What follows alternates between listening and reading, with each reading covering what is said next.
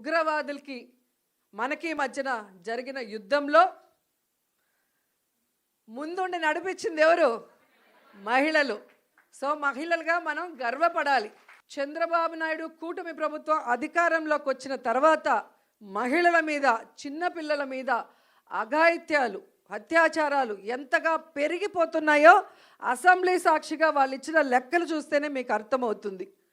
అంటే ఈరోజు ఒకవైపు ఉన్మాదుల్ని తయారు చేస్తూ ఎలా సోషల్ మీడియాలో మహిళల్ని టార్గెట్ చేయటం, ఎవరు వైఎస్ఆర్సీపీకి స్ట్రాంగ్గా నిలబడి మాట్లాడుతున్నారు లేదా ఎవరు సమస్యల మీద పోరాడుతున్నారో వాళ్ళని ఐడెంటిఫై చేసి ఆర్గనైజ్డ్ క్రైమ్ అంటారు దాన్ని. జగనన్న ఒక్కటే చెప్పాడు, మనం తప్పు చేసి జైలుకి వెళ్తే అవమానంగా భావించాలి కానీ తప్పుడు కేసు వల్ల లోపలికి వెళితే బాధపడాల్సిన అవసరం లేదు.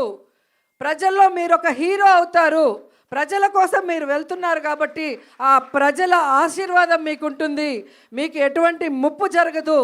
అందుకు పార్టీ నేను సిద్ధంగా ఉన్నాను మిమ్మల్ని కాపాడుకోవడానికి అని అన్న మాకు ధైర్యం చెప్పారు.